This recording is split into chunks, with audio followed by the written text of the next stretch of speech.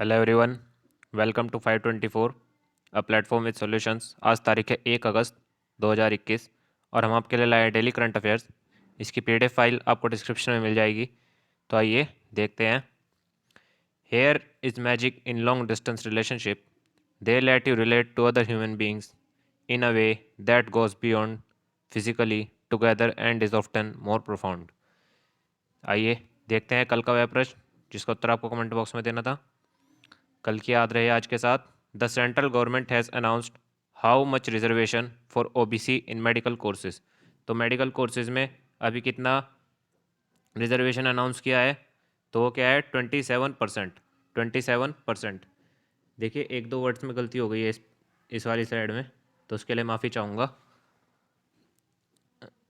तो 27% हो गई है। तो आइए देखते हैं इसमें क्या कहा गया है। जो मेडिकल और डेंटल कोर्स होंगे इंडिया में, उसमें जो ओबीसी स्टूडेंट्स हैं उनके लिए 27% अभी रिजर्वेशन कर दिया है और 10% कर दिया इकोनॉमिकली वीकर सेक्शंस के लिए under all the quota scheme for undergraduate and postgraduate programmes.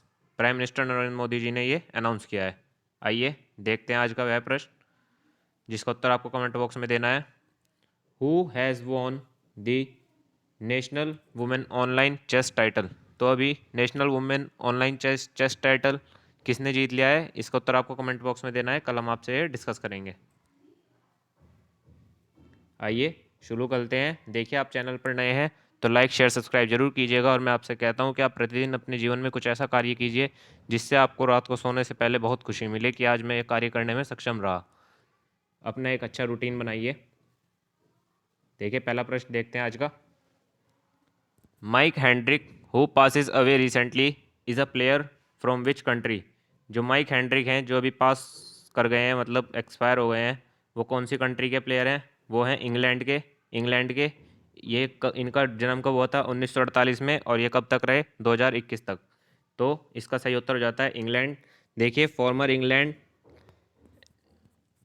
डेबश्री bowler Mike Hendrick has passed away. He played major role in two of England's Ashes series victories and took 87 wickets in 30 tests for his country between 1974 and 1981. देखते हैं आज का दूसरा प्रश्न।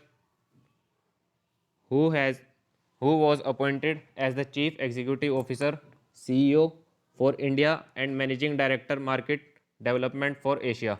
तो अभी CEO किसको नियुक्त किया गया है? किसके लिए? इंडिया और managing director market development Asia के लिए। तो वो किया गया है रमेश नायर जी को। रमेश नायर जी को। तो इसका सही उत्तर क्या हो जाता है? इसका सही उत्तर हो जाता है ए रमेश नायर। ए रमेश नायर। तो देख लेते हैं इनके बारे में। Property consultant Colliers has appointed Ramesh Nair as the chief executive officer for India and managing director market development for Asia. आइए देखते हैं अगला प्रश्न। Bangalore international airport limited BIAL Bangalore international airport limited has signed a 10-year partnership with which company to set up the airport in a box platform। देखिए अभी वह कौन सा एयरपोर्ट है जिसने की 10 साल की पार्टनरशिप साइन कर ली है? किसके साथ? एक प्रोग्राम के तहत airport in a box platform बनाने के लिए। तो वह है बेंगलोर। और ये कौन सी कंपनी है जिसके साथ इन्होंने भी डील करी है? ये है IBM।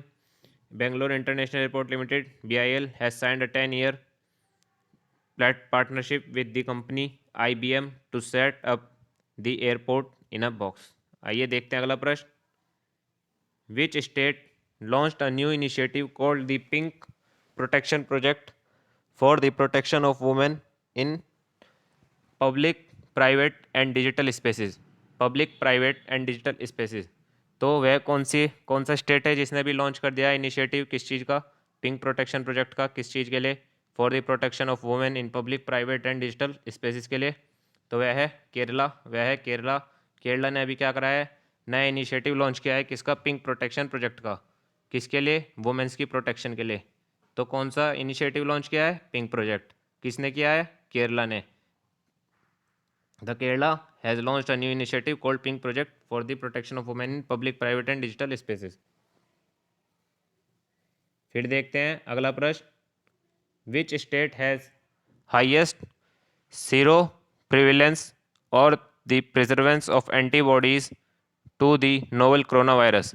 तो अभी वह कौन सा स्टेट है जिसने की हाईएस्ट सेरो प्रेवलेंस और the presence of antibodies novel corona virus की, बताइए। वह है मध्य प्रदेश। मध्य प्रदेश की गवर्नमेंट ने कहा है कि हमारे यहाँ 79% प्रेजेंस ऑफ एंटीबॉडीज़ है किसकी, कोरोना वायरस की। फिर उसके बाद केरला कहता है कि हमारे पे 44% है, जो कि सबसे कम है 21 स्टेट्स स्टडीज़ में, अकॉर्डिंग द इंडियन ICMR के द्वारा, Indian council of medical research के द्वारा। देखते हैं आज का अगला प्रश्न।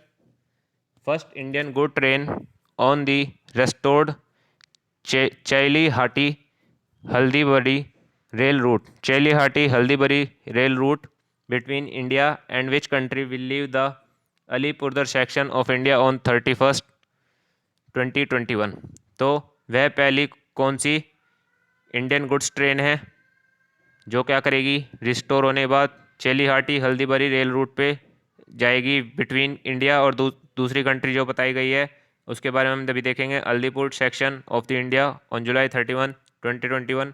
तो वह है बांग्लादेश, वह है बांग्लादेश। ये पहली इंडियन गुड ट्रेन है जो क्या करेगी, रिस्टोर करेगी चल्दीहाटी रेल रूट पे और अलीपुर सेक्शन की तरफ लीव कर जाएगी। 31 अगस्त 2021 को ये बताया गया है। देखते हैं आज का UPSC पॉइंट ऑफ एक प्रेस रिलीज, जैसे कि हम आपसे कहते हैं, तो आइए उसे देखते हैं। Muslim women's right day to be observed across the country on 1 August 2021।